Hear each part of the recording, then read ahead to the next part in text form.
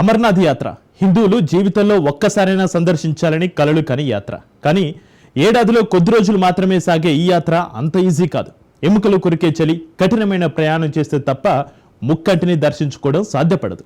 ఇవి సరిపోవన్నట్టు ఈ యాత్రలో విధ్వంసం సృష్టించేందుకు ఉగ్రముఖలు చేయని కుట్ర అంటూ ఉండదు. పహల్గామ్ ఉగ్రదాడి తర్వాత ప్రారంభం కాబోతున్న అమర్నాథ్ యాత్రపై ఇప్పుడు అవే అనుమానాలు కలుగుతున్నాయి. ఈ నేపథ్యంలోనే Indian army operation Shiva start చేస్తుంది. అమర్నాథ్ యాత్రికులను ఉగ్రవాదుల నుంచి కాపాడమే ఈ ఆపరేషన్ లక్ష్యం. ఒకవేళ ఉగ్రదాడి జరిగితే ఆ ఆపరేషనే మిలిటరీ ఆపరేషన్గా మారుతుంది. ఇంతకు అసలేంటి ఆపరేషన్ శివ? అమర్నాథ్ యాత్రికులను ఎలా కాపాడుతుంది? అమర్నాథ్ యాత్రపై నిజంగా ఉగ్రవాదులు కన్నేశారా? వాస్టిస్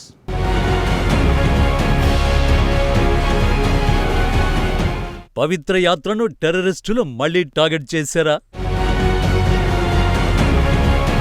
ఇండియన్ ఆర్మీ ఆపరేషన్ శివ అసలు లక్ష్యం ఏంటి?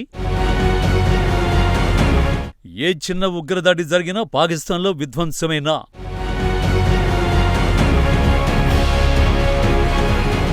అమర్నాథ్ యాత్ర ప్రతి హిందువు ఒక్కసారైనా ఈ యాత్ర చేపట్టి ఏడాదిలో కొద్ది రోజులు మాత్రమే దర్శనమిచ్చే మంచు శివయ్యను దర్శించుకోవాలని కోట్లాది మంది హిందువులు కలలు కంటారు. అలాంటి యాత్ర మాత్రం అంత ఈజీ కాదు. ఎన్నో వ్యయ ప్రయాసాలు కోర్చి ప్రాణాలకు తెగించి సాహస ప్రయాణం చేస్తే తప్ప మహాశివుడి దర్శనం దక్కదు. ఈ యాత్ర అత్యంత కఠినమైన చార్ధామ్ కైలాస మానస్ సరోవర్ కంటే కూడా ప్రమాదకరమైంది. ఏమాత్రం తేడా వచ్చినా తిరిగి వస్తామనే నమ్మకం ఉండదు. ఎముకలు కొరికే చలిలో మంచు పర్వతాల మధ్య కిలోమీటర్ల దూరం నడుస్తూ హిమశిఖరాలను అధిరోహిస్తూ చేరుకోవలసి ఉంటుంది. అందుకే ఈ యాత్రకు అందరినీ అనుమతించరు. ఫిట్ గా ఉన్నవారిని మాత్రమే అమర్నాథ్ని చేరుకునేందుకు అవకాశం ఇస్తారు. అలాంటి కఠినమైన యాత్రకు వాతావరణంతో పాటు మరో ముప్పు కూడా ఉంది. అదే ఉగ్రముప్పు.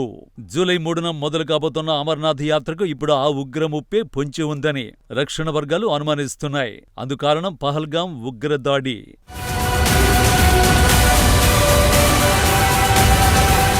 స్విట్జర్లాండ్ ఆఫ్ ఇండియాగా పిలిచే పహల్గామ్ నుంచి అమర్నాథ్ యాత్ర ప్రారంభమవుతుంది.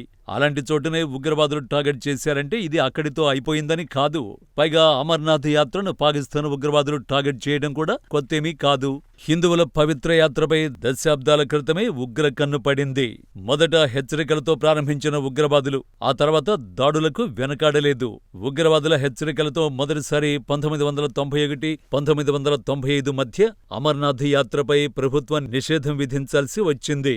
1996లో ఉగ్రవాదుల నుంచి ఎలాంటి ముప్పు ఉండదని భావించి మళ్లీ యాత్రను ప్రారంభించారు. ఈ క్రమంలో 2000లో అమర్నాథ్ యాత్రికులపై తొలి ఉగ్రదాడి జరిగింది. ఇందులో 32 మంది మరణించగా వీరిలో 21 మంది యాత్రికులే. 2001లో యాత్రికుల శిబిరంపై ఉగ్రవాదులు జరిపిన గ్రెనేడ్ దాడిలో 13 మంది చనిపోయారు. 2002లోనూ 2 ఉగ్రదాడుల్లో 11 మంది యాత్రికులు చనిపోయారు. 2017లో జరిపిన కాల్పుల్లో 8 మంది యాత్రికులు చనిపోయారు.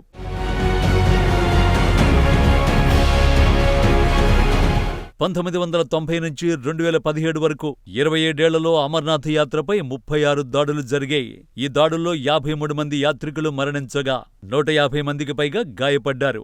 నిజానికి ఈ యాత్రకు భద్రత కల్పించడం కూడా సవాలే. అమర్నాథ్ చేరుకునేందుకు 2 మార్గాలున్నాయి. అమర్నాథ్ గుహ సముద్ర మట్టానికి 3800 మీటర్ల ఎత్తులో ఉంది. ఇది జమ్మూకు 178 కిలోమీటర్ల దూరంలో ఉంటుంది.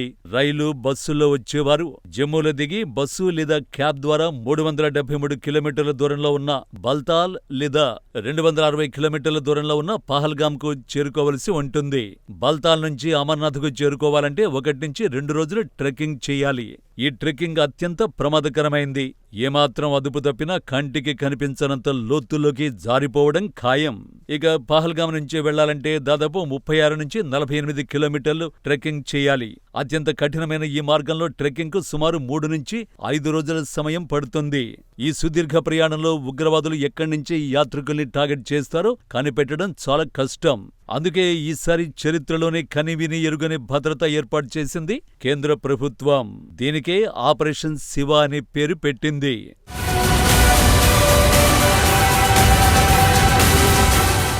జూలై 3 నుంచి ఆగస్టు 9 వరకు కొనసాగనున్న 38 రోజుల యాత్రను 581 కేంద్ర సాయుధ పోలీసు బలగాలతో, జామర్లు, డ్రోన్లతో కాపాడనున్నారు. యాత్ర మార్గాల్లో రోడ్డు ఓపెనింగ్ పార్టీలు, quick action teams, bomb disposal squads, K9 dog యూనిట్లు, డ్రోన్లు సైతం పనిచేయనున్నాయి. అయితే ఈసారి తొలిసారిగా జామర్లు అమర్చనున్నారు.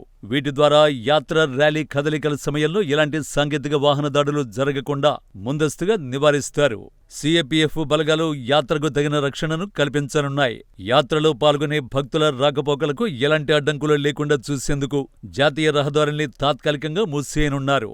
భద్రత, శాంతి భద్రతల సమన్వయంతో యాత్ర నిర్వహణకు ఉన్నత స్థాయి సమీక్షా సమావేశాలు క్రమం తప్పకుండా జరుగుతున్నాయి. Amarnath shrine board, Jammu Kashmir divisional administration, police, ఇతర సెక్యూరిటీ ఏజెన్సీలు కలిసి భద్రత, లాజిస్టిక్స్, యాత్ర నిర్వహణపై సమీక్షలు నిర్వహిస్తున్నాయి. CRPF director general Gyanendra Pratap Singh స్వయంగా పహల్గాం, జమ్మూ బేస్ క్యాంపులు, యాత్రి నివాసాలను సందర్శించి భద్రతా ఏర్పాట్లు పర్యవేక్షించారు. భక్తులకు భద్రతతో పాటు అనుకూల వాతావరణాన్ని కల్పించేందుకు పూర్తి స్థాయిలో చర్యలు తీసుకుంటున్నారు.